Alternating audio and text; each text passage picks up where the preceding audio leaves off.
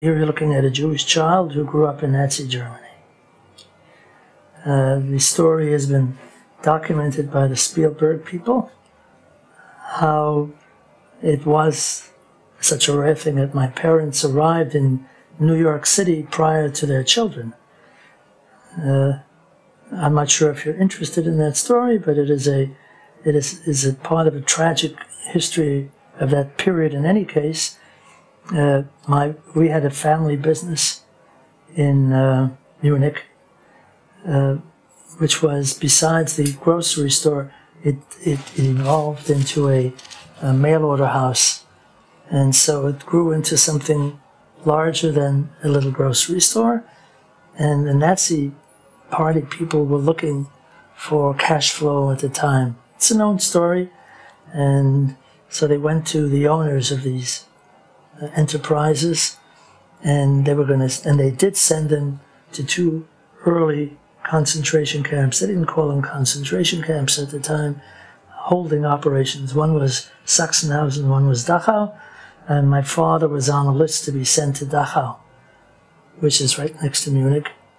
How did he know about it? Because one of our employees was a member of the Nazi Party, and they saw his name on the list.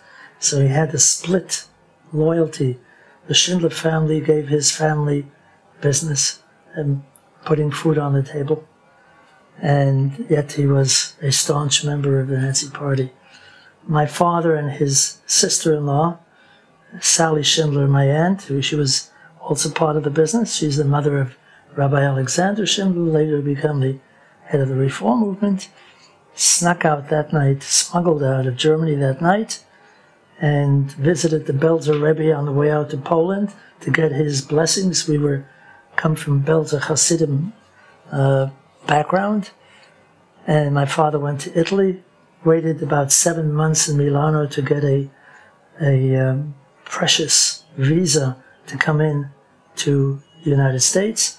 We had cousins living, the Clarissenfelds living in New York, sent them a visa. So my father gets to the United States in the summer of 1938, August 1938, leaves his wife and 2 little children in Munich.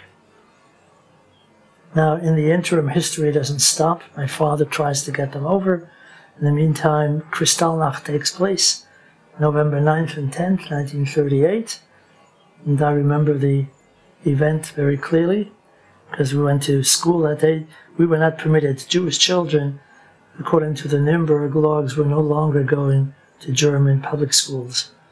And it was better that way, because Jewish children were publicly insulted in classrooms if the teacher happened to be sympathetic to the Nazi Party. You see pictures of those incidents at Yad Vashem all the time.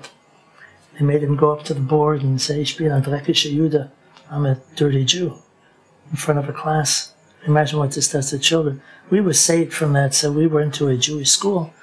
That Jewish school, which people like Martin Buber and Professor Ernest Simon were very much part of creating a Jewish adult education protective device to keep the sanity of Jews during that terrible period. They thought originally, when Hitler came to power in 1933, with responsibility, there would be some level of political seriousness in his part.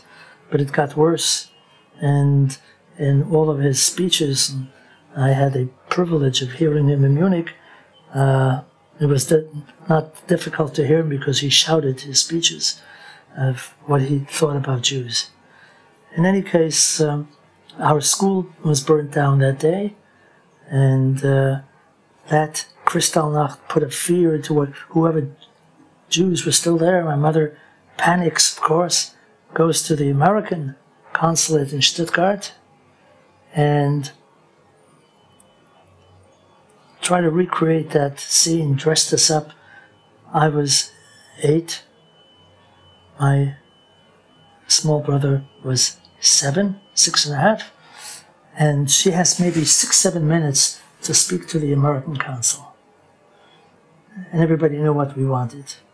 So he looks through the papers, and he says, "Mr. Schindler, Frau Schindler, you can have a visa immediately who happened to be a Polish citizen, which he was. She was born in Poland, and they had a quota system of refugees who could get out with a Polish citizenship. But the 2 children, I'm afraid, we cannot give an entry visa because they don't have any citizenship. What do you mean by that? Well, the Nuremberg laws, children who were born, Jewish children born in Germany after World War I, were staatslos, had no citizenship.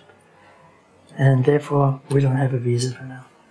Now, I never spoke to her about that moment. It was a devastating moment. But that kind of scene repeated itself thousands of times, of the victim being in a position of being in a dilemma to make the decision for whatever is going to happen to them. And how could she leave 2 children? What are we supposed to do? So my mother began crying. Now these minutes, he was beginning impatient. He began shuffling his book. He says, what we suggest is you leave, get your visa out immediately. As soon as you arrive in U.S. territorial waters, send us a telegram. And there we have a clause that when both parents are in the United States, legally so, we can reunite the family and then send you out. Now this is very draconian. I mean, first of all, there were other consuls who didn't work that way. These were the Raoul Wallenrods. These were the people, the Japanese consul in Lita, writing out false passports, and who died a pauper, incidentally. It's completely forgotten by history. The Hebrew University has picked them up a little bit, and my mother made the decision to go, put us in a orphanage, Jewish orphanage, 140 Jewish children with similar stories, and my brother and I and 2 other children, 2 brothers, whose mother was Jewish and whose father was Christian, gave them the luxury of being sent to Theresienstadt. We were taken out in the middle of the night on February 20, in the beginning of February of 1940. The war is already on since September the 1st, 1939. And we were smuggled out. We were dressed up in Tiroler Hosen, the ethnic garments of children living in Bavaria. And blue eyes are still with me, blonde hair, so that my brother, we were put on a train to the Dutch border. That train was really a military train bringing soldiers to Holland, German soldiers, in preparation for the spring invasion of Belgium and Holland. And we were mascots to them because we had signs we were going to visit our uncle and aunt in Rotterdam. Well, that decision of my mother saved our lives, because mothers who did not make that decision remained there. Out of the 140 children, incidentally, only 4 children survived. All the others were sent to Kovna, put up in front of a machine guns, and murdered, including some of my school mates at the time. One of whom was Kupfer, who together with him I was arrested as an 8-year-old tearing down anti-Semitic posters in Munich. Do you feel like there's been a particular time in your life that you really struggled with faith? Sure. We lost a child. A beautiful 28-year-old daughter. Excuse me, yes? 38.